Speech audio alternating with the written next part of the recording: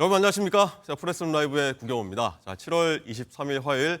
자, 오늘 첫 번째 주제는 좀 특별한 걸로 저희가 준비했습니다. 자, 설명보다 영상으로 먼저 만나보겠습니다. 1948년 4월 봄내음 가득했던 제주는 점점 찢기는 상처와 고통으로 평온했던 섬 전체가 점점 붉게 물들어가고 있었습니다. 아버지, 나 얼굴 알아주고 가. 아버지, 나랑 아버지 얼굴 몰라. 아버지, 날 불러도 모를 거고 나도 아버지 불리 동생이도 몰라고 난 부르고.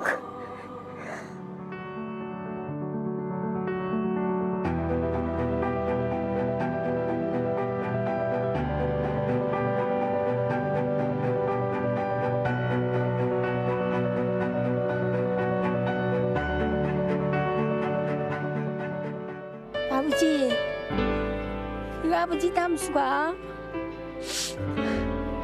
자, 아버지 당신 얼굴 담수가. 복자야, 아버지요. 하영 기다렸지. 이래 오라 우리들. 얼마나 것인지 아버지가 한번 알아보게.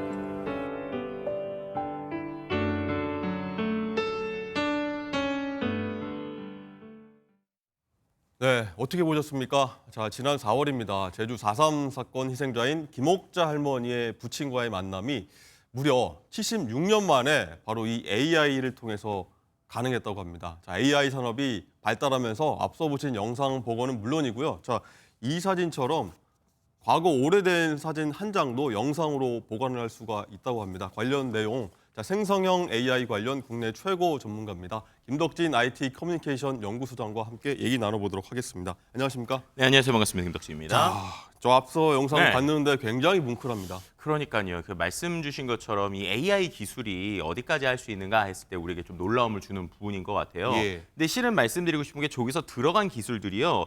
소위 딥페이크라는 기술이 저기도 같이 들어가요. 네. 생성형 AI나. 근데 이제 언론에서 보면 우리가 딥페이크 하면 되게 무서운 것 혹은 사람을 도용하는 그런 쪽으로 쓰이게 되는 쪽을 보잖아요. 예. 그러니까 기술 자체는 죄가 없어요. 기술은 중립적인데 그 기술을 어떻게 활용하느냐에 따라서 사람을 이렇게 모방하거나 도용할 수도 있지만 지금처럼 이런 감동적인 모습들도 만들 수 있다는 것이죠. 그래서 생성형 AI 기술과 기존의 딥페이크 기술 다양한 것들이 합쳐지면 예. 저렇게 감동적인 장면, 그러니까는 저 할머님께서 5살 때 아버님을 보시고 네. 그다음에 계속 못 보던 그 모습들을 주변의 사람들의 이야기와 그리고 거기에 있는 증언들을 가지고 텍스트를 치는 거예요. 네. 글자를 치면 비슷하게 이미지도 나오고 그 이미지들을 합성하고 거기에 저렇게 입을 맞춰주는 딥페이크 기술을 네. 활용하면 그런 감동적인 장면도 만들 수 있다는 면에서 참 기술이라는 게 사람에게 이렇게 감동을 줄 수도 있구나라는 면이 저한테는 정말 뭉클한 순간이었습니다. 자, AI 기술이 정말 어디까지 왔는지도 정말 가늠이 안 될 정도인데 네. 이 사진 한 장만으로 의뢰를 하면은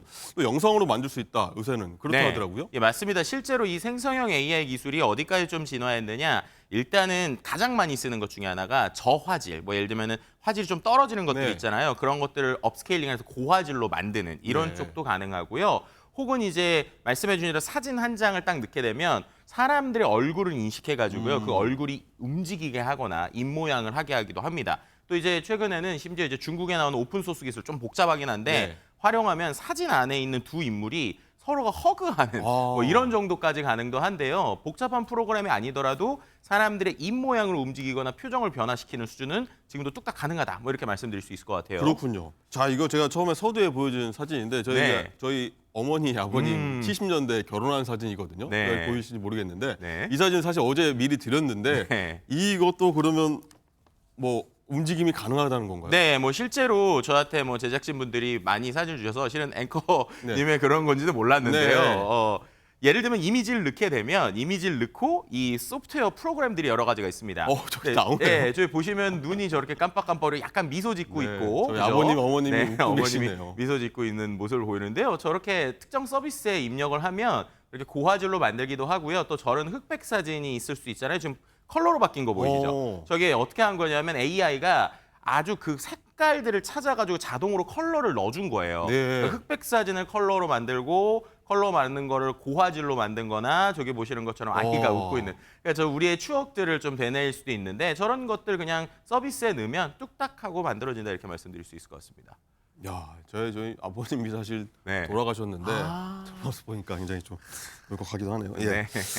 어쨌든 되게 신기한데 이 휴대폰 하나만 네. 넣으면은 이게 다 가능하다 이 얘기인 거죠? 네, 맞습니다. 이제 최근에는 이 생성형 AI 기반의 여러 가지 서비스들이 나오고 있어요. 그래서 예전에는 좀 복잡한 프로그래밍이 좀 필요했을 부분이 있었는데 요즘엔 특정 서비스에서 사진 하나 넣고 클릭하면 이렇게 나온다라고 말씀드릴 수 있을 것 예. 같고요. 그 외에 또 이제 우리가 이런 유료 서비스들이 되게 많아지고 있어가지고 그 유료 서비스를 활용했다라고 하면은 누구나 쉽게 이렇게 만들 수 있고 네. 지금 주셨던 이미지들도 제가 이미지 받고 한 1분 안에 다 작업을 한 거예요. 그래서 1분 안에 저렇게 영상을 만들 수도 있다는 1분 만에 거고요. 뚝딱 된다. 네, 그렇죠. 예. 근데 이제 이러다 보니까 이것을 우리가 또 좋은 방면으로 사용하게 되면 실제 이제 중국에서는 좀 어떤 이슈들이 있었냐면 요즘에 이제 영생 비즈니스라는 게 있어요. 예. 영상 비즈니스가 뭐냐? 이미 돌아가신 분들인데 꼭 살아있는 것처럼 계속 커뮤니케이션을 하게 하는 거예요. 그래서 이런 것들을 예를 들면 돌아가신 할머니와 우리가 대화를 하는데 단순히 이제 메시지로만 대화하는 게 아니라 그 대화의 모습을 우리 할머니의 목소리와 입모양까지 하는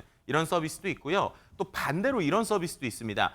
할머니가 계속 그러니까 어머님 노령의 어머님이 살아 계시는데 예. 갑자기 이제 나이 이제 어떻게 보면 막둥이가 안타깝게 세상을 떠난 거예요. 그런데 그 세상을 떠난 사실을 알면 이 어머님 충격이 클 거잖아요. 네. 그러니까는 화상으로 전화를 하는데 실제로 이미 세상을 떠난 이 아들과 계속 대화를 하게 해주는 거예요. 그렇게 되면 저 어머니가 멀리 사는 상황에서 그냥 건강을 유지하는 이런 서비스들처럼 이제 디지털 영생 혹은 기존에 있었던 이 이미지들을 활용하는 비즈니스들도 나오고 있고 그런 것이 이제 우리의 삶에서 여러 가지 영향을 미치기 시작했다라고 말씀드릴 수 예. 있을 것 같습니다. 부장님 굉장히 이제 숨가쁘게 설명을 많이 해주시는데 저는 계속 감동적으로 이게 계속 영상을 보면서 네. 다가오더라고요. 어쨌든요, 이 말씀해 준 것처럼 굉장히 AI가 우리 네. 생활은 물론 산업까지도 굉장히 많이 바꿔놓고 있는데 최근에 이 AI가 영화도 만든다 이런 내용까지 들었습니다. 네, 그러니까 우리가 최근에 나오는 기술들을 약간 전문적인 용어로 설명하면 예. 텍스트 투 이미지, 텍스트 투 무비 이런 게 나와요. 그러니까 글자를 쓰면 영화가 나온다. 글자를 쓰면 이미지가 나온다 이런 건데요. 실제로 우리나라의 부천 국제 판타스틱 영화제에서 AI 영화 부분이 신설이 됐고요. 예. 그 안에서 영화를 시상을 하고 있습니다. 그다음 지금 보시는 영화 같은 경우에는요, 실제로 이제 해외에서 있었던 두바이에서 있었던 영화제에서 상을 탄 영화들이라고 보시면 될 것 예. 같은데. 저게 만들 때요 우리가 카메라로 찍거나 컴퓨터 그래픽을 복잡하게 하는 게 아니라 네. 그냥 글자를 치는 거예요. 야. 특정 글자를 쳐서 저 영상의 어떤 상황을 얘기를 해주면 이 프로그램들이 한 10초에서 15초짜리 영상들을 이렇게 뽑아줍니다. 예를 들어 뭐 이렇게 모자를 쓴 할머니를 그려줘라고 하면 영상이 네, 만들어진다는 그럼 거죠? 네, 지금 같은 경우는 뭐 호박을 볶고 있는 괴기스러운 해골 뭐 이런 식으로 하면은 10초 영상 정도가 나오는데 그런 것들을 붙이고 조합하면 저 정도 퀄리티는 지금 나오고 있다라고 보시면 될 것 같고요. 그러다 보니까 예를 들면 5분, 10분짜리를 만들 때 예전에 이제 제작을 한다고 그러면 그래도 촬영하고 뭐 하면 오래 걸리잖아요. 예. 근데 저렇게 만드는 게 한 3일 정도 걸렸고 비용도 이제 컴퓨터 자기가 원래 있는 시스템에서 했기 때문에 네. 뭐 추가적인 장비를 구매한 건 아니지만 원래 컴퓨터가 좋긴 하셨지만 그 컴퓨터에 전기세 내고 이제 자기가 썼던 상상력으로 영화를 이렇게 만들었다 이렇게 말하고 있는 상황입니다. 그렇군요. 누구나 감독이 영화 감독 될 수 있다 이런 얘기처럼 들리기도 하는데 네.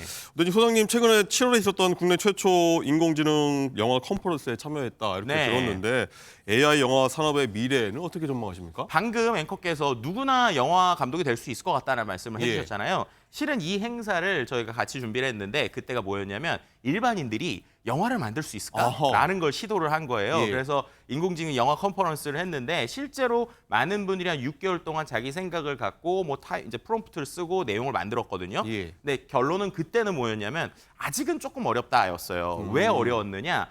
거기서도 좀 차이가 나더라고요. 예를 들면 일반인 분들이 그냥 내용을 썼을 때는 이게 스토리로서의 맥락이 안 나오더라고요. 어허. 그런데 반대로 영화에 대해서 어느 정도 종사하시는 분들, 예를 들면은 최소한 뭐 작가분들이나 네. 아니면 만화를 만드는 감독님들 이런 분들이 하면은 확실히 좀 스토리가 나오더라고요. 어허. 그래서 느낀 건 아무리 이런 기술이 올라가도 기본적으로 영화에 대한 이해나 내용이 있는 사람들이 쓰면은 되겠다라고 느꼈거든요. 어허. 그런데 아직은 그것도 좀 부족했었어요. 근데 제가 7월 초라고 말씀드렸잖아요. 네. 이거 하고 나서 한 1, 2주 정도 있다가 또 젠3라고 하는 새로운 또 이 소프트웨어가 나왔거든요. 그런 프로그램이 나왔다. 네. 그걸로 똑같이 해봤는데 네. 이번에는 하루 만에 그래도 한 2, 3분짜리 꽤 그럴듯한 영화가 나오더라고요. 네. 그래서 완전히 장편은 아니지만 내가 만약에 영화적인 능력이 있고 그리고 감독이나 아니면 이런 프로듀싱 능력이 있는 사람이 한 3, 4분 내의 영화는 충분히 가능할 것 같다 어허. 정도가 이제 제 중론이라고 보시면 될 것 같고요. 그렇군요. 아직까지 뭐 장편은 좀 어렵지만 한 3, 4분 정도의 임팩트 있는 스토리는 충분히 가능해졌다라고 말씀드릴 수 있을 것 같습니다. 그렇군요. 자, 영화뿐만 아니라 이 짧은 뭐 광고는 네. 뭐 30초 이내 아니겠습니까? 네네, 이런 건 그렇죠. 정말 금방 만들겠어요. 네, 그러니까 이거 같은 경우에도요 기술력의 변화를 좀 볼 수 있는 게 2023년 11월 정도에 맥도날드에서 할로윈을 이제 생각하면서 그때에 좀 광고를 하나 만들었었거든요. 네. 근데 그때 광고는 정말 할로윈이라서 이제 되게 괴기스러운 느낌이 났어요. 근데 최근에 나오는 뭐 2024년 6월에 나오는 영상들 같은 아주 자연스러운 영상들이 나오고 지금 보시더라도 과거에 우리나라의 인물들 있지 않습니까? 아주 이제 전 세계 이제 우리나라 중요한 역사적인 네, 뭐 인물들이 세종대왕, 이순신 저런 장군. 분들 이제 입을 저렇게 움직이면서 예. 영화를 하기도 만들기도 하고요. 지금 보시는 장면 같은 경우에는 실제 우리나라 맥주를 가지고 이제 광고를 어허. 만드는 건데 저런 같은 경우에는 합성으로 이미지를 만들고 그 안에서 특정 부분만 움직이게 한다든지 이런 형태. 그리고 지금 같은 경우도 생성형 AI를 처음부터 끝까지 쓰는 게 아니라 기존에 있는 영상에다가 예전엔 컴퓨터 그래픽 하려면 되게 시간과 비용이 많이 들었잖아요. 타이핑 쳐가지고 만들어서 네. 중간에 넣는 식으로 광고도 하고 있다. 이렇게도 말씀드릴 수 있을 것 그렇군요. 같습니다. 자, 말씀 들어보니까 이 앵커 자리도 AI로 쉽게 대체될 수 있겠다 이런 생각도 드는데 네. 어떻게 될 것 같습니까? 일단은 앵커를 흉내내는 건 지금도 가능해요. 네, 저는 보긴 했습니다. 네네. 그리고 실제로 그런 것들 뭐 예를 들면 제 AI 아바타로 비슷하게 얘기를 하는 것들 만들 수 있거든요. 예. 근데 아직까지 그런 성조라든지 아니면 우리가 말하는 지금 저한테 주셨던 급작스러운 질문 아하. 이런 것들은 아직 AI가 못하죠. 네. 그렇기 때문에 아마 이런 기계적 보도 있지 않습니까? 기계적 보도 같은 경우에는 AI가 할 수 있지만 여전히 사람이 필요한 부분이 있다는 거예요. 그리고 네. 지금 이런 생성형 AI로 영상 만드시는 분들이 대부분 얘기하는 게 이게 일종의 이렇게 좀 표현하면 슬롯머신 혹은 뽑기 기계 이런 것 같다는 거예요. 그러니까 내가 원하는 내용을 딱 쳤을 때 바로 나오는 게 아니라 네. 얘가 이 내용을 쳤을 때 잘 나올 때도 있고 안 나올 때도 있다고 그래요. 그러다 보니까 수십 번 시도를 해야 된다는 겁니다. 아하. 결국 여기서 중요한 건 아무리 AI 기술이 발전하더라도 인간이 본인의 머릿속에 있는 전문성을 갖고 얘한테 명령을 시키고 그 명령에 따라서 좋은 건지 나쁜 건지를 구분하면서 조합하는 능력이 있어야 그래야 이 AI를 잘 쓸 수 있다는 거니까요. 네. AI를 좋은 도구로서 같이 쓴다면 아마도 좀 도움이 되지 않을까. 네. 그래서 전문성 있는 분들이 조금 더 비용을 절약하면서 재밌는 것들을 할 수 있을 때 이런 부분에서 효과가 있지 않을까 이렇게 설명드릴 수 있을 그렇군요. 것 같습니다. 그러니까 쭉 이제 좋은 점들 많이 말씀해 주셨는데 네. 뭐 사실 저희가 AI라고 하면은 뭐 악용하는 사례도 그쵸. 좀 심심치 않게 들리긴 하는데 역기능 최소화할 수 있는 어떤 제도 마련도 필요할 것 같아요. 일단은 가장 큰 게 저작권 부분일 거예요. 네. 왜냐하면 지금 타이핑을 치면 얘가 뭔가 결과물이 나온다고 그랬잖아요. 예. 그럼 우리가 아는 유명한 뭐 애니메이션 감독이나 이런 사람들이 이름을 치잖아요. 그럼 되게 비슷하게 나와요. 오. 그럼 이제 우리가 생각할 게 그럼 얘네는 어떤 데이터를 학습을 했길래 예. 이렇게 비슷하게 만드느냐에서는 결국 이 학습 데이터에서 저작권의 허가를 받지 않은 영상들을 학습했을 가능성이 아하. 상당히 높은 거죠.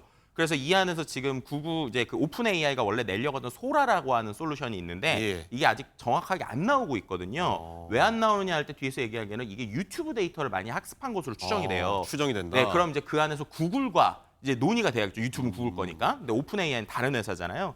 결국 이런 식의 저작권 문제를 푸는 것이 가장 중요할 것이고요. 두 번째는 거기에 원래 일반 영상에 참여하는 제작자들 혹은 이제 출연자들 이들에 대한 것들도 어떻게 할 것이냐라는 좀 사회적 논의도 같이 필요하다라고도 말씀드릴 수 있을 것 같습니다. 자, 정말 신기한 기술이 내일은 또 어떻게 바꿀지 세상을 궁금해지는 대목이기도 합니다. 자, 소장님 말씀 여기까지 듣겠습니다. 네. 감사합니다. 감사합니다.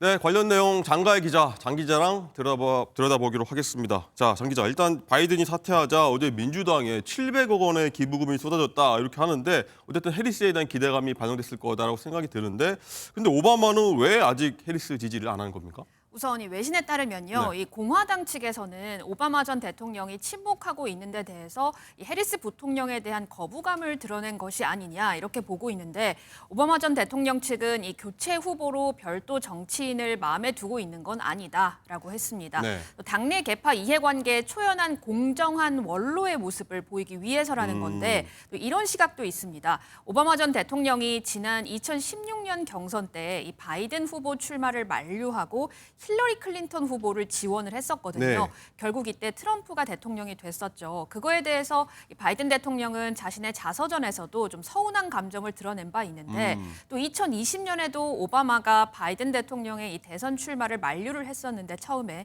이런 일들이 과거에 여러 차례 있었기 때문에 이 오바마 전 대통령이 이번에 이 바이든 대통령이 민주당 후보 사퇴 성명을 냈을 때 바이든의 결정과 업적에 대한 찬사는 했지만 이 타인에 대한 언급은 피하려고 한 게 아니냐 이런 시각도 있습니다. 네, 뭐 그런 이유가 있군요.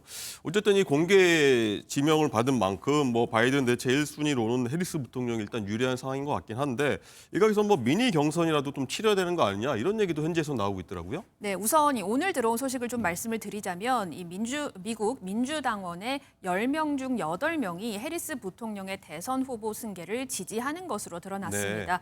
이게 미국 CBS 방송이 공표한 여론조사인데요. 그러니까 민주당원의 79%가 해리스 부통령을 지지를 하는 겁니다. 또 민주당 전당대회에서 이 해리스 부통령이 대통령 후보로 확정이 되려면 대의원 한 4,000명가량 중에서 1,900여 명의 찬성이 있어야 하는데 AP통신이 조사를 좀 해봤더니 1,500명의 대의원을 현재까지는 확보한 것으로 나타났습니다. 민주당은 현지 시간 24일 화상회의를 열고 이 대선 후보 선출 관련 절차를 논의를 하는데요. 뭐 추대냐 미니 경선이냐 의견이 엇갈리긴 하지만 어떤 방식이 되더라도 이미 해리스 부통령이 사실상 민주당 후보로 굳혀지는 모양새입니다. 네. 어쨌든 뭐 해리스 대 트럼프, 트럼프 대 해리스 이게 구도가 갈 것 같은데 어쨌든 이 겉모습, 뭐 피부색만 사실 보더라도 굉장히 대조적인 뭐 대결 구도가 될 것 같아요. 그렇습니다. 우선 이 가장 최근에 실시된 여론조사 결과를 좀 살펴보면 트럼프 후보가 47% 그리고 해리스가 45%로 지지율이 집계가 됐습니다. 네. 우선 이 트럼프와 해리스는 말씀하셨듯이 인종부터가 다르죠. 트럼프는 백인 남성이고 해리스는 흑인과 인도계 여성이고요. 또 트럼프는 1946년생 78세이고 네. 해리스는 1964년생 60세로 나이 차가 상당합니다. 네. 또 해리스는 유색 인종이자 여성이라는 점에서 미국 내의 비주류의 지지를 얻기에는 굉장히 유리합니다. 검사 출신으로 언변에 능하기도 한데 그런데 또 장점만큼 한계도 좀 명확한데요. 민주당 텃밭인 이 캘리포니아에서만 검사와 상원 의원을 지내서 이 러스트벨트에 집중된 경합주에서는 좀 확장성을 보이기는 어렵다는 분석이 나오고 있습니다. 이 러스트벨트에 백인 남성들이 갖는 태생적인 거부감을 넘어서기가 그리 쉽지는 않다는 거죠. 그래서 이 아직 윤곽이 드러나진 않았지만 해리스의 러닝메이트는 해리스의 이런 단점을 보완할 인사여야 한다는 게 중론인데요.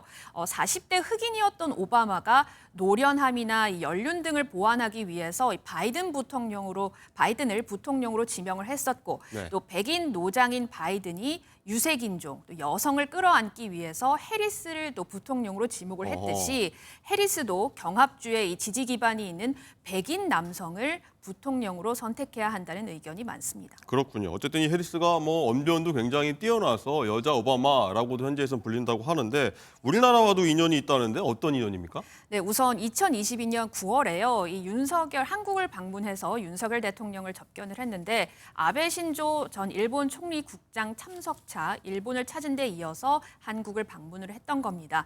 해리스는 당시 북한의 악랄한 독재 정권이 있다면서 한미 동맹의 굳건함을 과시를 했습니다. 또 이보다 앞서서 2022년 5월에는 해리스 부통령의 남편, 그러니까 세컨드 젠틀맨이라고 불리는 이 더글러스 에모프 변호사가 윤 대통령 취임 축하 사절단 대표로 한국을 방문한 바 있는데요. 당시 에모프 변호사는 방송인 홍석천 씨와 함께 서울 광장시장에서 빈대떡, 김밥 등 네. 유명 먹거리를 맛보는 등 한국 문화를 체험하기도 했습니다. 한국과 인연이 있었다 짚어봤군요. 자, 장 기자 잘 들었고요. 우리 잠시 뒤에 또 보도록 하죠. 네.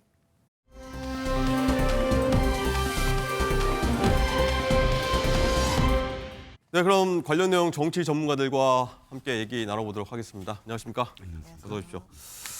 자, 이 김 여사 소환 관련해서 검찰 내부가 시끄럽습니다. 패싱 당한 검찰총장은 진상 조사하라. 그리고 명품백 수수 의혹 수사했던 검사는요.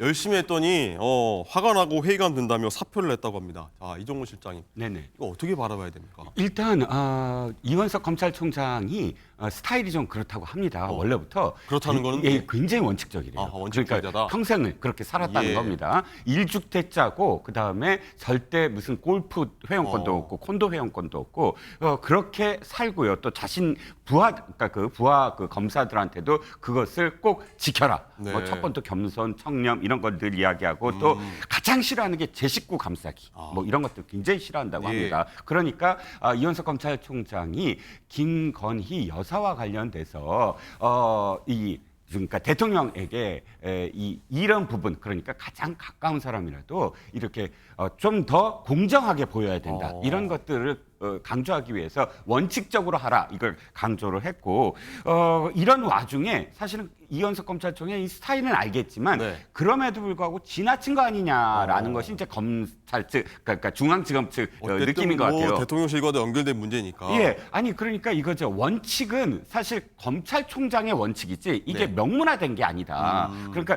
조사와 조사 장소, 일시 이런 것들은 사실 사무 규칙에 따르면 피의자와 협의하게 돼 있고 네. 그다음에 협의해서 이런 전직 대통령이라든지 이런 사례가 분명히 있는데 이런 것은 사실상 중앙지검장이 판단할 수 있는 영역이고 더군다나 이것을 물론 중앙지검장이 원칙을 지켜라라는 검찰총장의 지시를 어긴 것은 저도 맞는 것 같습니다. 하지만 그분과 관련돼서 중앙지검장이 사과도 하고 한 그런 상황이라면 네. 이걸 꼭 감찰까지 갈 문제냐. 어. 자명하잖아요. 감찰을 할 이유가 있을까요? 감찰이라는 건 어떤 지휘 계통에서 누가 누구한테 지시를 하고 어떤 외압을 받고 이렇게 법적으로나 규칙이나 혹은 뭐 규정에서 어긋났을 때 감찰을 하는 네. 것인데 이 부분은 원칙이라는 것이 이렇게 그 명문화되지 않은 어떤 상황이므로 네. 이것을 판단의 어떤 문제, 이 판단의 문제를 갖고 감찰을 한다면 누가 그러면 이 제대로 수사를 하겠냐? 나는 제대로 수사를 했다라는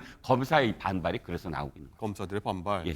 장윤주 부위원장 생각 좀 궁금한데 어쨌든 이 이원석 검찰총장이 어떤 뭐 수뇌부 갈등서 무릅쓰고 뭐 이창수 지검장을 공개 질책한 것에 대해서 말씀하신 대로 이제 반대 얘기입니다. 이 검찰 내에서도 이제 총장이 충분히 화낼 만하다. 그러나 이제 수사팀 사정도 이해해줘야 한다. 의견이 굉장히 분분한 것 같습니다. 이거 뭐가 맞다고 봐야 됩니까? 글쎄요, 저는 일단 원칙이 지켜지지 않았다라는 이원석 총장의 이야기에 공감합니다. 공감하십니까? 이원석 총장이 이제 출근길에 원칙, 그러니까 법 앞에 예외도 특혜도 성역도 없다라는 원칙이 지켜지지 못한 점에 대해서 국민께 사과를 했거든요. 사실 이 사과를 했다라는 이야기는 서울중앙지검의 수사가 원칙을 벗어난 수사였고 그렇기 때문에 이 수사상 문제가 있었다라는 것을 전제하는 것이기 때문에 사실 저는 검찰 내부에서조차 김건희 여사에 대한 어떤 조사나 이런 소환 부분에 있어서 내부에서조차 또 완결된 어떤 논리라든지 그리고 명분이라든지 이런 것을 잃어버린 것은 아닌가라는 생각은 듭니다. 네. 사실 어쩌면 김건희 여사에 대해서 검찰청으로 소환할 수 있는 방법이 있었고 특히 비공개해서 또 조사할 수 있는 방법도 분명히 있었거든요. 그럼에도 만약에 검찰청에서 비공개로 수사를 했다라고 한다면 어쩌면 이 모든 논란들이 조금은 매듭지어질 수도 있었을 텐데 사실상 저는 이 논란을 모두 다시 또 촉발시킨 것은 검찰이 자초한 것이다라고 생각을 합니다. 그렇기 때문에 원칙을 저버린 부분에 대해서 이원석 총장이 또 경로하고 질책하는 부분에 대해서는 또 상당 부분 공감이 되고요. 그리고 검찰 내부에서는 뭐 피의자들이 뭐 극렬하게 이 부분을 반대하면 꼭 검찰청이 아니라 다른 데서 조사할 수 있는 것 아니냐라고도 뭐 이야기가 나온다고 하는데 네. 일반적인 경우는 아니죠. 사실 일반적으로 수사를 받는 국민들이 피의자로서 자기는 검찰청에서 수사를 받고 싶지 않고 본인이 원하는 장소에서 받고 싶다라고 요청을 할 때 그 네. 요청을 과연 검찰이 들어줄까요? 사실 그렇게 생각해 본다라고 한다면 김건희 여사에 대해서 제3의 장소에서 그것도 조사하는 검찰들의 휴대폰까지 지금 제출한 상태에서 조사가 이루어졌다라는 보도가 나오고 있거든요. 그런 상황이었다라고 한다면 국민들 보시기에 김건희 여사에 대한 소환 조사가 과연 다른 국민에 비해서 공정했느냐 이 부분에 대해서는 당연히 의문이 있다 생각합니다. 네, 이 부분에 대해서 이종훈 실장님 바로 한번 말씀해 보시죠. 이게 뭐 공정했느냐 수사 과정 자체가 특혜가 있었느냐라고 좀 말씀하시는 것 같은데. 글쎄요. 만약에 비공개로 검찰에 소환을 했다고 했을 때 과연 비난이 없었을까요? 지금 김건희 여사와 관련해서는 어떠한 쪽으로 가더라도 비판과 비난은 계속 이어집니다. 매듭이 지어졌을 거라고 생각을 하지 않고요. 아마 그런 점을 판단을 해서 검찰청이 아닌 장소로 최종적으로 협의를 한 것 같은데 네. 아쉬운 부분은 저는 또 있습니다. 저도 아쉬운 부분이 이런 것을 위해서 민정수석실을 만든 게 아닌가. 민정수석실을 만들었을 때 어떤 이야기를 했냐 하면 두 가지 법률적 판단을 해야 되는 부분이 굉장히 미숙했고 두 번째는 국민들의 눈높이, 국민들의 목소리, 그러니까 민심 청취가 부족하다. 네. 그러면 이 앞으로 이 대통령실의 어떠한 움직임 그런 상황들을 모두 다 법률적 아까 그 민심 청취를 통해서 법률적 조언을 강화하겠다는 뜻으로 없었던 민정수석실을 강화했다면 이 부분과 관련해서는 좀 더 국민들의 눈높이에 맞춘 법률적 조언을 해줬어야 됐다라는 네. 생각이 좀 듭니다. 그렇군요. 어쨌든 이 대통령실 얘기가 계속 나오고 있는데 공식 입장은 안 나왔습니다만 내부에서는 이 총장의 사과 발언을 놓고 왜 대국민 사과를 하느냐라고 좀 불만을 쏟아냈다고 하는데 장윤주 부위원장 여기는 어떻게 보십니까? 검찰총장이 정치를 하려고 한다 이런 목소리가 나왔다는 보도가 나오거든요. 네, 대통령실에서. 대통령실 내부에서는 아마 불만이 많은 것으로 보이기는 합니다. 당연히 이원석 총장이 국민께 사과를 했다라는 것은 김건희 여사와 관련된 이 소환 조사가 조금은 잘못된 것 아니었느냐라는 것을 전제로 하는 것이고 그리고 총장이 계속해서 강조해 왔던 법 앞에 예외 없다라는 원칙을 깬 것이다라는 것을 검찰의 수장이 인정한 것이기 때문에 대통령실로서는 당연히 불편한 기류가 나올 수밖에 없다 네. 생각은 듭니다. 그렇다 하더라도 대통령실로서는 사실 김건희 여사와 관련된 일이기 때문에 아마 더 이상의 논평이나 공식 입장은 나오기는 어려울 것이라고 생각이 들고요. 사실상 지금 검찰 내부에서 상황이 내분의 형식으로까지 지금 가고 있는 중이기 때문에 아마 검찰총장의 이제 추후의 어떤 행보가 저는 더 중요하다고 생각이 네. 들거든요. 검찰총장이 지금은 진상조사를 하고 있지만 이 진상조사 과정에서 만약에 실제로 내규나 규칙을 위반한 사안들이 나온다라고 한다면 저는 얼마든지 정식 감찰로 전환될 가능성이 열려 있다라고 보이고 그리고 이원석 총장의 이야기를 보면 본인의 임기가 뭐 2년 2개월 동안 지금 이미 수행해 왔는데 임기에 대해서 미련이 없다 뭐 이런 취지의 얘기도 했었거든요. 네. 결국 직에 연연하지 않는다라는 얘기는 더 강한 조치를 할 수 있다라는 또 의미로도 읽히기 때문에 앞으로 이 진상조사 과정 이후에 정식 감찰로 가게 될지 이 부분이 더 큰 핵심인 것 같습니다. 그렇군요. 어쨌든 종합해 보면은 이 이원석 검찰총장 입장에서는 아래 그리고 위하고 굉장히 치여서 그냥 고립돼 있다 이런 느낌을 좀 받게 되는데 또 보도가 나온 게 하나 있습니다. 오늘 이 이원석 검찰총장이 김 여사의 도이치모터스 주가 조작 의혹 사건에 대해서 수사 지휘권을 회복해달라라고 이 박성재 법무부 장관에게 건의했지만 이 받아들여지지 않았다라고 일단 보도가 오늘 나왔는데 이종훈 실장 이게 뭐 보도가 맞다 안 맞다를 떠나서 이런 상황 자체가 이원석 검찰총장 좀 임기가 2개월 남았다고 하는데 보도대로만 보면은 굉장히 고립돼 있다 이런 생각이 좀 들거든요. 그렇죠. 이건 이미 예견돼 있지 않았습니까? 지난번에 인사를 통해서 지금 검찰총장의 참모진들을 모두 다 인사 조치를 해서 네. 사실 손발이 다 묶여 있는 어떤 상황이고 또 송경호 중앙지검장을 고검장으로 발령을 내면서 지금 이창수 중앙지검장으로 발령을 낸 이유가 바로 이런 점들 그러니까 김건희 여사와 관련된 소환을 강력하게 주장했던 송경호 중앙지검장이 네. 좌천됐다 이렇게 해석이 되는 어떤 부분들 그때부터 이미 예견됐는데 저는 이원석 검찰총장이 첫 번째 두 가지 중에 한 가지를 택했어야 됐다고 생각을 해요. 사퇴로서 사실은 자신의 어떤 의지를 표명하거나 네. 아니면 이 부분과 관련돼서 내가 시켰다, 내가 책임을 진다, 내가 검찰총장 검찰청 이외의 장소에서 받기로 했다라고 차라리 덮어주면서 네. 두 가지 중에 한 가지를 해야만 검찰이 사실은 조직이 보전이 되는 어떤 측면이 좀 있어요. 일단 사퇴를 하든 유보했죠. 아니든. 근데 이것을 지금 내분으로 가져간다. 지금 안에 감찰, 특별 감찰을 하고 뭐 해서 검사들까지 왜 그렇게 했냐라고 따져 물으면 네. 사실 사표를 던지는 것도 저는 이해가 가거든요. 이게 지금 감찰할 일이냐라고 항의를 할 수 있는 부분이라서 저는 굳이 이원석 검찰총장이 2개월 남겨두고 차라리 사표를 던지거나 항의를 하려면 좀 더 선이 굵은 모습을 보여야지 이렇게 2개월 동안 남은 임기 동안 분란을 더 일으키겠다. 검찰 내부 조직이 더 흔들리게 만들겠다라는 거는 이해가 가지 않습니다. 네. 장윤주 부위원 하나 여쭤보겠습니다. 그럼 어떤 판단을 이원석 총장은 내려야 된다고 보십니까?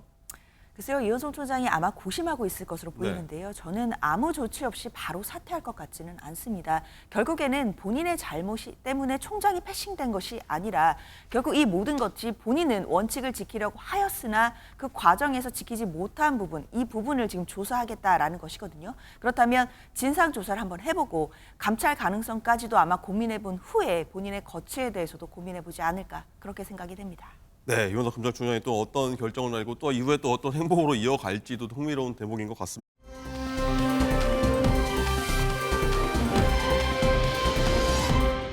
자, 그리고 떠들썩했던 국민의힘 전당대회가 오늘 오후 3시에 드디어 열립니다. 자, 후보간 진흙탕 싸움이 드디어 끝날지 아니면 진짜 싸움이 드디어 시작일지 여러 말이 나오고 있습니다. 국회 취재기자 연결해서 분위기 살펴보도록 하겠습니다. 자, 민지숙 기자, 자 오늘 전당대회 앞두고 최종 투표일이 나왔는데 결국에 작년 전당대회에 미치진 못했어요. 그렇습니다. 이 대선 주자급들이 총 출동하면서 역대급 흥행을 예고했던 전당대회였는데요. 하지만 최종 투표율은 48.51%로 지난 3.8 전당대회 때보다 6.6%포인트가량 낮은 숫자를 기록했습니다. 이 과열됐던 열기에 비해 낮은 투표율을 놓고 해석이 엇갈렸는데요. 이 당초 65% 투표율을 기대했던 한동훈 캠프에서는 한 후보의 대세론에 다른 후보의 지지층이 투표에 응하지 않은 결과라며 1차 과반 득표에는 지장이 없다라고 봤습니다. 반면에 나경원 후보는 연설회와 토론회가 거듭되면서 한동훈 후보에 대한 막연한 환상과 기대가 깨진 것이란 정반대 해석을 내놨습니다. 자, 그렇군요. 자, 이제 관건은 1차 투표에서 끝나느냐 아니면 어느 후보도 과반 득표를 하지 못해서 이 결선까지 가느냐인데 자, 지금 전망은 좀 어떻게 나오고 있습니까? 네, 국민의힘 내부에서도 결선 투표까지 갈 가능성 50대 50, 이제 절반까지 올라왔다는 평가가 많습니다. 전당대회 막바지에 터진 이 패스트트랙 공소취와 발언이 분명히 영향을 미칠 것이란 건데요. 이 결선 투표를 대비한 단일화를 모색한 건 아니냐. 어제 나경원, 원희룡, 윤상현 세 후보가 패스트트랙 관련 인물들과 만찬 회동을 하기도 했습니다. 관련된 질문이 현장에서 나오기도 했는데요. 특별히 거기에 대해서는 말씀들 나눈 것은 아니고요. 다만 이제 이 패스트트랙 관련된 발언에 대해서 그동안 당의 역사라든지 그에 대해서 인식이 있지 않기 때문에 그래서 함께 해주신 것 아닌가 이렇게 생각합니다. 네, 오늘 오후 3시부터 경기도 고양시 킨텍스에서 열리는 전당대회에서는 당대표와 최고위원 4명, 청년 최고위원 1명까지 뽑히게 됩니다. 오후 4시 30분쯤에 당선자 결과 발표가 나올 예정인데요. 이 당대표 선거에서 50%를 넘긴 극표 득표자가 나온다면 이 황우여 비대위원장이 새로운 대표에게 이 당기를 넘겨주면서 행사가 종료됩니다. 하지만 과반 득표가 이루어지지 않는다면 이번 주 일요일인 28일에 1, 2위 후보 간의 결선 투표가 다시 한번 진행이 됩니다. 지금까지 국회 로텐더홀에서 MBN 뉴스 민지숙입니다.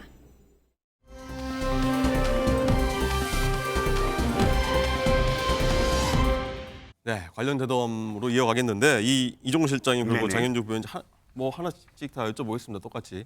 몇 시간 안 남았는데. 예, 민지숙 기자가 이 2차 결선까지 가능성이 이제 반반까지 올라왔다고 방금 전했는데 네네.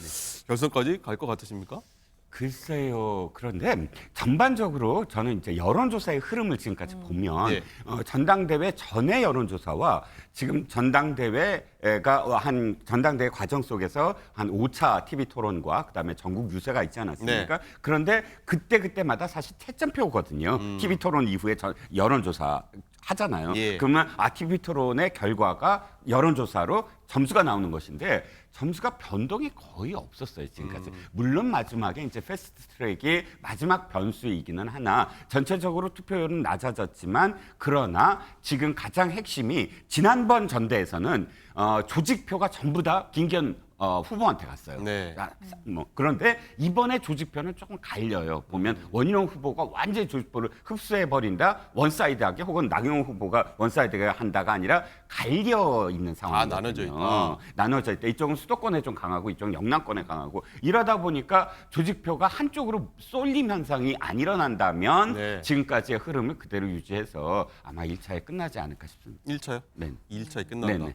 장윤주 부위원장 상황 궁금합니다. 1차에 끝날지 결선까지 갈지. 저도 이 실장님과 의견이 비슷한데요. 결선 말씀하시죠. 저도 근데 결선에 갈 것 같지는 않습니다. 그러나 일단 어대한일 레이스, 것이다. 그렇죠. 레이스 초반에는 좀 어대한의 기류가 좀 더 강했다라고 보이는데요. 이제 그 레이스가 중반으로 또 후반으로 갈수록 한동훈 후보 입장에서는 불리한 이슈들이 굉장히 많이 터져 나온 것도 분명합니다. 그렇기 때문에 만약에 전대 초반이었다라고 한다면 좀 여유 있게 과반을 할 수 있었을 것이지만, 지금은 좀 아슬아슬하지만 그래도 과반을 달성해서 한동훈 후보가 1차에서 승부를 매듭짓지 않을까라는 예상을 조심스럽게 해봅니다. 자, 그럼 이것도 한번 여쭤보도록 하겠습니다. 이 분당대회라고들 많이 했지 않습니까? 뭐 서로 진흙탕 싸움이 있었는데, 내일이면 이제 당대표로서 이제 활동을 하게 되는데, 누군가는요, 가장 먼저 해야 될 거는 뭐라고 보십니까, 행보를? 통합이죠. 통합의 메시지와 그다음에 새 후보들과의 어떤 관계, 네. 그것들을 어떻게 다시 재설정하느냐. 그리고 가장 중요한 건 사실 대통령실과의 관계입니다. 네. 왜냐하면 새 후보와의 그런 매듭들이야.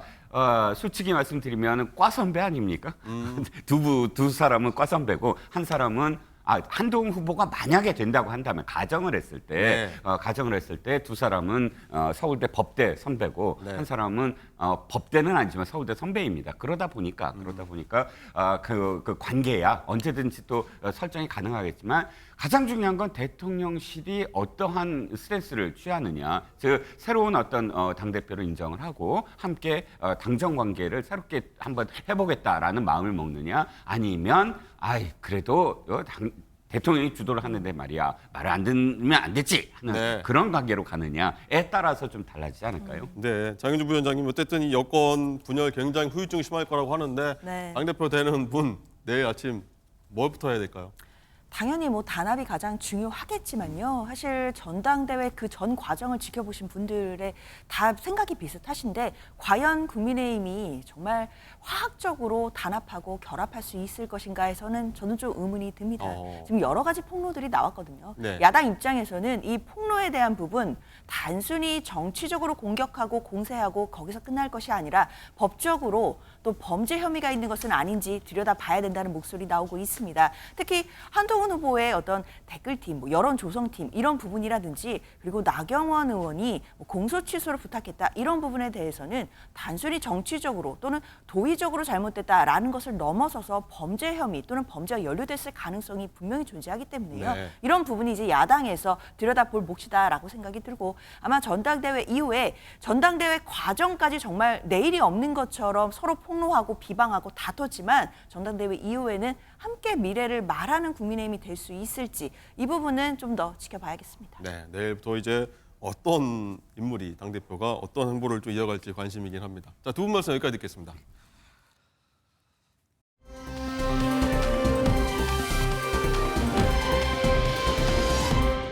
네, 지금부터는 사건 전문가 모시고 얘기 나눠보도록 하겠습니다. 안녕하십니까? 자, 첫 번째로 다룰 사건은요, 백종원 대표 잘 아시죠? 백종원 대표와 가맹점주들의 갈등인데, 백 대표가 어제 직접 영상 올려서 반박한 내용이 있습니다. 먼저 백종원 대표 얘기 듣고 자세한 내용 이어가도록 하겠습니다. 얼마나 억울한지 한번 봐주세요. 얼마나 분통이 터지겠는지. 이 사건의 시작은 지난 6월에 연돈볼카치 점주분들 중에 8분이 단체 행동에 나서면서 시작된 거예요. 더본코리아에서 운영하는 브랜드가 지금 웃는 거는 어이없어서 웃는 거예요. 예. 이게 두 가지 용어를 진짜로 잘못 섞어서 사용하는 바람에 헷갈리게 되는 거예요. 기사에 등장하는 존속기간은 매장을 오픈한 날로부터 폐업한 날, 진짜 장사를 그만둔 날까지 기간을 말하는 거예요. 존속기간과 영업기간 비슷한 것 같죠? 전혀 다릅니다. 완전히 다릅니다. 물론 저희 잘못 없다는 거 아니에요. 저희 분명히 저희도 뭔가 놓친 부분이 있고 더 열심히 했어야 되고 뭔가 더 짚고 넘어갔어야 되고 늦은 감이지만 지금도 굉장히 열심히 브랜드 더 노력을 하고 있지만 저 진짜 근데 이거는 이렇게 넘어가면 안 될 것 같아요. 네, 장갈 기자. 일단은 백종원 대표 저희가 뭐 많이 친근한 이미지 갖고 있는데 화가 많이 난 모습은 좀 오랜만에 보는 것 같다는 생각이 드는데 일단은 백 대표 입장 정리 좀 해볼까요? 이게 그러니까 최근 이 돈가스 프랜차이즈 점주 8명이 네. 공정거래위원회에 더본코리아를 신고를 했었거든요. 본사가 가맹점주들이 처음에 영업을 하고자 할 때 과장된 매출액과 수익률을 약속을 했다. 그런데 알고 보니까 이 장사가 안 되더라. 그래서 피해를 봤다. 이게 핵심인데요. 이에 대해서 백종원 대표는 사실과 다르다고 어제 반박을 했습니다. 첫 번째, 2023년 더본코리아 브랜드 가맹점 매출은 2010년 대비 절반 이하로 떨어졌는데 이 본사 매출은 9배로 늘었다. 이런 가맹점 측의 이 주장에 대해서요. 백 대표는 이 매장 평균 크기 축소로 인한 변화다라고 주장을 했습니다. 그러니까 예전에는 가맹점 하나당 평수가 뭐 50평에서 150평 정도 됐는데 지금은 굉장히 작은 규모로 운영이 되기 때문에 가맹점 매출이 떨어질 수밖에 없다는 거고 네. 여기에 이 가맹점 수가 2010년에는 240여 개에서 2023년에는 2,700여 개로 11배가 증가는 했지만 본사 매출은 사실 9배 증가하는 데 그쳤고 또 2023년 영업률도 6.2%로 그리 크지 않다고 했습니다.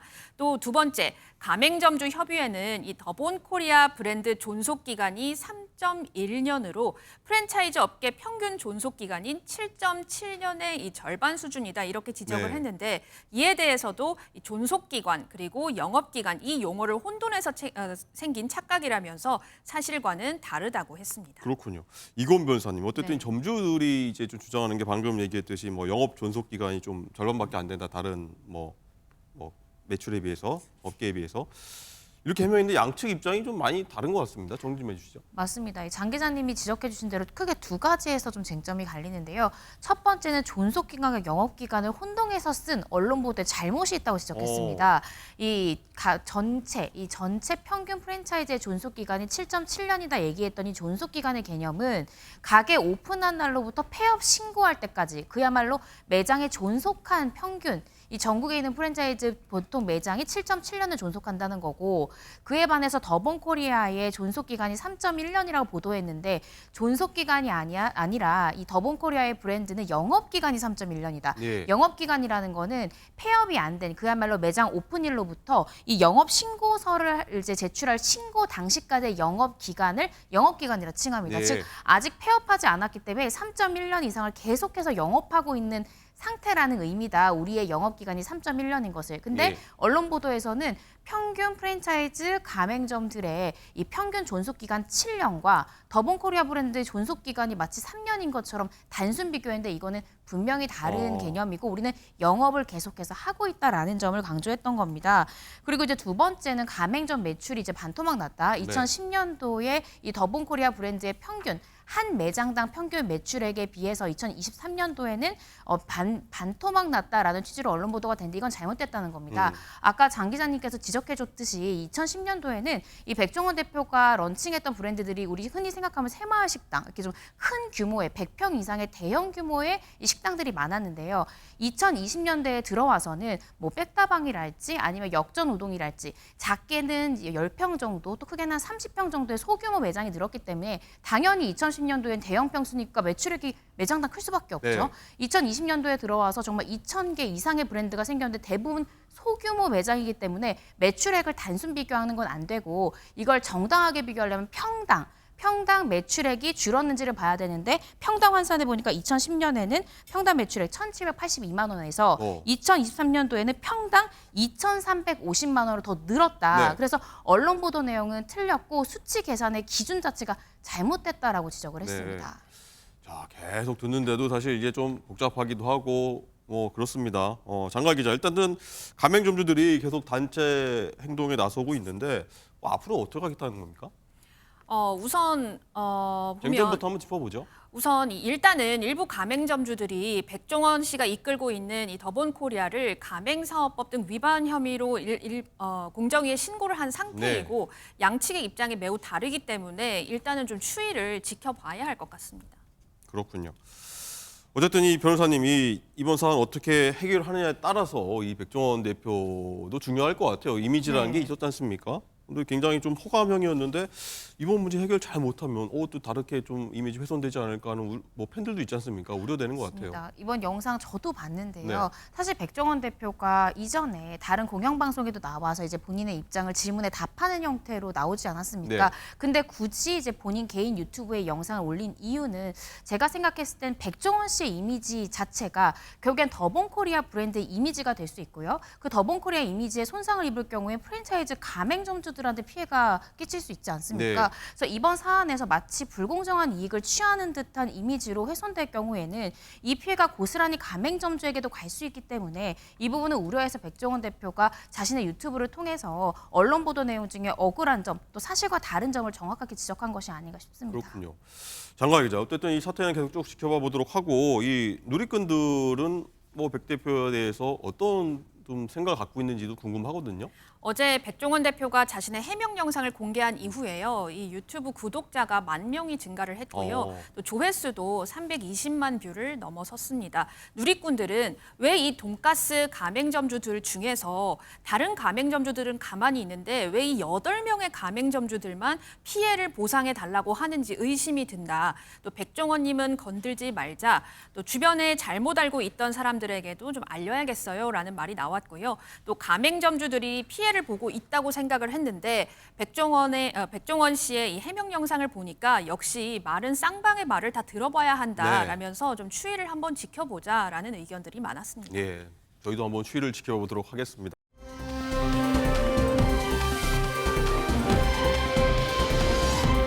자, 다음 사건으로 넘어갈 텐데 다음 소식의 주인공은 잘 아시죠? 배우 황정음 씨입니다. 장관 기자, 어쨌든 이 황정음 씨가 얼마 전까지 골프 선수 출신입니다. 이용돈 씨와 이용 소송 얘기로 저희가 뭐 얘기를 나눴던 게 기억이 나는데 이번엔 또 완전히 다른 얘기로 저희가 좀 다루게 됐어요. 네, 그렇습니다. 이 황정음 씨가 이 원주 DB 프로미 소속 농구 선수 김종규 씨와 만나고 있다는 기사가 나왔습니다. 둘은 연상 연하 커플로 김종규 씨가 7살 연하인데요. 자, 황정음 씨가 골프 선수 출신 남편 이용돈 씨와 이 파경을 맞은 후 힘든 시간을 보내면서 가까워졌고 조심스럽게 연인으로 발전한 것으로 알려지고 있습니다. 특히 두 사람은 이 기사에 따르면 공개적인 장소에서 데이트를 즐기는 등 주위 시선을 의식하지 않는 당당한 태도로 공개 연애를 이어온 것으로 알려집니다. 하지만 이 김종규 씨 측은 개인의 사생활이기 때문에 좀 확인이 어려운 상황이다라는 입장인데 네. 아무래도 이 황정음 씨가 이혼 소송 중이라는 점에서 좀 조심스러운 입장을 나타낸 것으로 보입니다. 그렇군요. 둘 다 운동선수라는 공통점이 있는데 이건 변호사님, 김종규 선수 하면 저도 뭐 취재를 많이 해봐서 굉장한 스타라는 거 아는데 보니까 지금까지 받은 연봉만 50억 원에 가까운 어쨌든 보면 농구에서는 뭐 스타 중에 한 명입니다. 맞습니다. 이 최고 연봉액을 받는 프로 농구 선수 중에 한 명입니다. 말씀 주신 대로 이 누적 연봉이 50억 원에 육박하고요. 현재 24년 동안 국가대표로 활동을 했고 말씀 주신 대로 원주 DB 프로미에서 이 센터 포지션을 담당하고 있습니다. 키가 굉장히 큽니다. 농구 선수도 원래 키가 크지만 키가 무려 206cm. 2m 6. 네, 이 황정음 씨도 사실 167cm라서 여자치고는 굉장히 장신에 해당할 수 있는데 황정음 씨와도 40cm 이상 키 차이가 난다라고 합니다. 그런데 이 김종규 선수가 연봉도 연봉이지만 부동산 투자에도 밝은 것 같습니다. 네, 2022년도에 44억 원을 들여서요. 이 논현동에 2층짜리 건물을 매입해서 신축 공사를 하기도 했고요. 억대 연봉을 받는 것도 굉장히 화제지만 부동산 투자도 굉장히 기재가 아닌가라는 생각이 듭니다. 그렇군요. 다시 배우 황정음 씨로 다시 돌아오면 변호사님, 어쨌든 보면 최근에 황정음 씨는 본업보다는 다른 얘기로 뉴스에 좀 자주 오르내리는 것 같아요. 맞습니다. 올해 초반에도 사실은 2016년도에 결혼했죠. 이 골프 선수, 전 골프 선수 이용돈 씨와 결혼을 해서 사실 2020년도에 한 차례 이혼 소송을 진행했다가 다시 재결합을 했습니다. 그리고 나서 올해 초에 또다시 이혼 조정 신청을 냈다는 사실이 알려졌는데요. 그러면서 자신의 남편이 외도를 했다는 사실을 암시하는 이 다수의 사진들을 본인 SNS에 올려서 화제가 됐습니다. 근데 그 과정 중에 좀 논란이 됐던 부분이 자신의 남편이 외도 중이다라는 사실을 알린 것과 동시에 또 어떤 부분이 있었냐. 네. 내 남편의 상간녀라고 하면서 전혀 사실은 그 남편과는 상관없는 일반인의 사진을 박제하듯이 올렸어도 또 오보군요. 논란이 됐습니다. 오보를 냈군요. 그렇습니다. 그래서 이후에 이 사실관계를 확인한 후에 이 황정읍 씨가 그 사진을 내리고 사과문을 올리기는 했지만 이 부분이 여전히 논란이 되고 있고요. 네. 자신의 남편을 상대로 이혼 소송도 지금 제기를 했지만 또 남편이 나한테 빌려간 9억을 갚지 않는다라면서 이영돈 씨를 상대로 9억 원 이 반환 소송까지 제기한 상태입니다. 자, 그 잘못 알려진 상간녀 이 당사자 굉장히 불쾌할 것 같은데요. 그러니까요. 정말 이분이 뭐라고 얘기했냐. 예. 자고 일어나 보니 내가 국민상간녀가 돼 있더라. 그때 사실 연일 이 황정음 씨와 이 남편의 보도들이 계속 이어지는 상황이었는데 자신의 사진이 버젓이 올라가면서 자신의 개인정보가 다 털렸다라고 피해자는 호소하고 있습니다. 그래서 황정음 씨 측에서도 합의를 좀 시도했던 것으로 보여지는데요. 합의 관련한 세부 조건에 대해서 양 당사자가 조금 이견이 있었던 것 같습니다. 그래서 결국 합의는 불발이 됐고 네. 이 상간녀로 허위 지목됐던 이 피해자 A 씨가 황정읍 씨를 명예훼손으로 고소해서 수사가 진행되고 있는 상황입니다. 알겠습니다. 좀 더 지켜봐 보도록 하겠고요.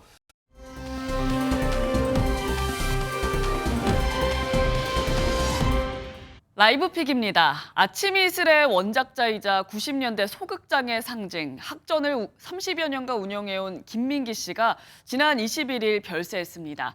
한국 문화 발전에 큰 영향력을 미친 김민기 씨는 1970년부터 아침 이슬, 꽃 피우는 아이, 상록수 등 여러 히트곡으로 민중들의 공감대를 형성했는데요.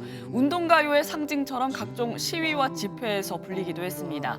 또 지하철 1호선, 고추장과 떡볶이 등 여러 연극을 볼 수 있는 소극장 학전을 운영했는데요. 설경구, 김윤석, 황정민 등 많은 배우들이 이 학전 출신으로 학전은 김민기 씨의 위암투병과 경영난이 겹치면서 개관 33주년을 맞은 지난 3월 폐관했습니다. 고 김민기 씨가 위암투병 끝에 별세했다는 소식이 전해지자 문화계와 정계에서도 추모의 물결이 잇따랐는데요. 90년대 청년 문화의 상징으로 한 획을 그은 김민기 씨. 이제는 시대의 역사로밖에 길일 수 없어 마음이 먹먹해집니다. 국민 판다 푸바오가 중국에 간 지 석 달이 지났지만 그 열기는 아직 식지 않았습니다. 바로 이 인형 때문인데요. 언뜻 보기에는 평범한 판다 인형 같지만요. 사실 중국 업체에서 푸바오의 생후 6개월 모습을 그대로 재현한 인형입니다. 그런데 사실 화제가 된 건 인형의 가격인데요. 무려 가격이 59만 원, 약 60만 원에 육박합니다. 알고 보니 중국의 판다 인형 전문 제조업체에서 한 땀 한 땀 수제로 만든 거고요. 6개월 차의 푸바오의 두상과 등 생김새는 물론 털의 색깔까지 그대로 구현해냈다고 합니다. 판다 털 관리 도구도 제품에 함께 증정된다고요. 만만치 않은 가격과 좋은 품질에 누리꾼들은 수제 인형이라 질이 다르다 호평도 많지만 너무 비싸다며 과도하게 측정된 가격을 비판하기도 했다네요.